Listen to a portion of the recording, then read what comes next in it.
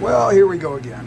That little 10-gallon tank I had sitting in here, the second-hand one I got for 10 bucks, I'm thinking it leaked. I'm hoping it's that one and not this brand new 20 next to it, or relatively new now. I've had it for a few months. But came out here and I could see what looked like condensation under the glass, under the sponge filter in the back left corner. And I thought, oh, you know, okay, I better take it up and figure out what's going on. But then I came out here a little bit ago and you could see all the water here and along here. And it was a huge puddle under here. I just wiped it up, stuck the phone on it, or stuck the fan on it. So I pulled that tank apart. I took out these little crypts that I had potted in rock wool. And I also took out 7 little blue dream shrimp. They are now with a bunch of other blue dream shrimp in here. And I took out, I knew I had one little Panda Corys in there. And I took it out and got down the water, and I'm down to the last ½ inch of water, and I see something scooting along. There's a second little Panda Corys. Now they came out of that tank there with the Panda Corys. And right now they're sitting in that little measuring cup acclimating, because there's about a 2-degree temperature difference between that tank and the one up here. So this one up here is actually a little colder. I think it was 71 and those were 73. Regardless, I also took out the hornwort that was floating, give them a little cover, give it to these guys for now. So now I ordered some, I thought I still had some sealant left. I was out. So I ordered some more. It should be here tomorrow. I'll clean up the tank. It's outside. We'll figure out what went south, where it went south. I'm guessing along the bottom. Originally, it looked like it was a tank somebody kept reptiles in. It had peat moss on the bottom and these really cool, where are they? These really cool snail shells and this little pagoda. So I cleaned all that out and I thought I had a pretty good tank for 10 bucks.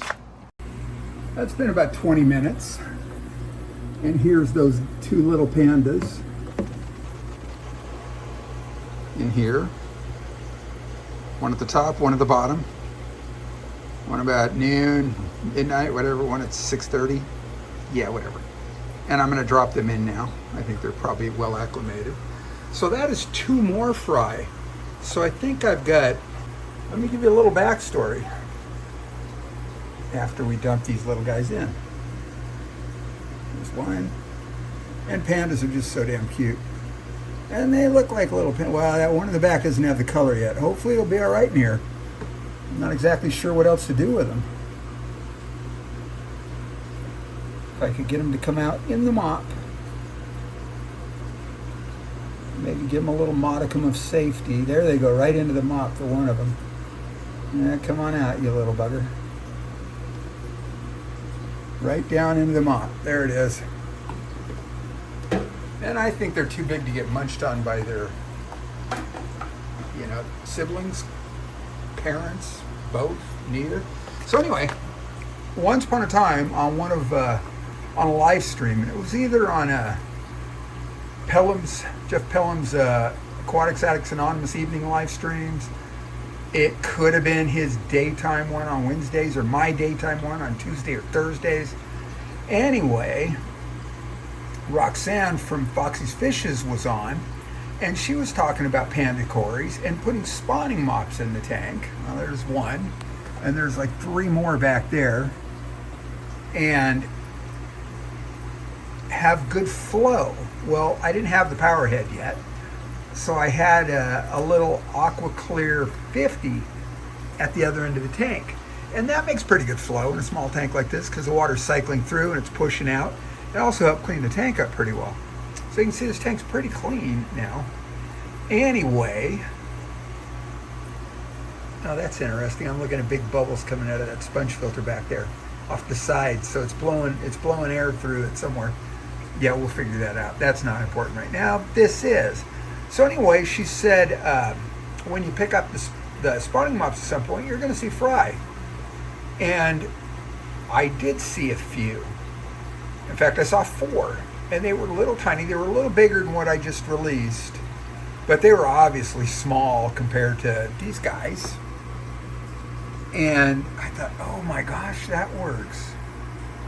And then I was watching I think it was a short from Elfish Tanks, and David was saying, take the mops out, put them in a separate tank, rotate them through. There's one of the small, just ducked behind the mop there. He was saying, take the mops out and rotate them into another tank, and every few days. And so I started doing that. And the last one was this mop here. And I think that's where the 2 fry came from.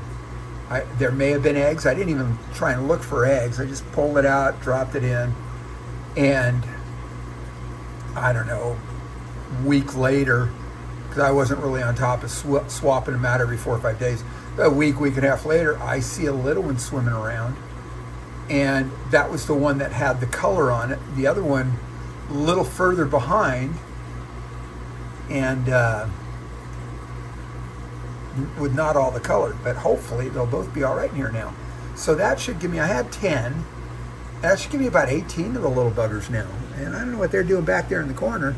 They almost look like spawning behavior. These things seem to, they surf the glass. Most Corys, I guess, do glass surfing. But apparently, these like spawning in, maybe leaf litter and other debris on the bottom of the tank. So the spawn mops, the idea of those sitting on the bottom of the tank is to help simulate that. So that's my story, and you're kind of stuck with it there. So anyway, the next step is to seal that tank, and I've got another video you can go, I'll link it here, where you can go and watch how I sealed that tank when it started leaking down in this corner. It came out here one day, big puddle on the floor, water gushing out. Well, not really, but it was running. And this tank was down about that much, so, But anyway, I'll show you how I go about it. So I'll link that in this. So, like always, members, I can't thank you enough for your support, your continuing support. I'm really grateful. Subscribers, also, thanks for being there. And everybody else, thanks for looking.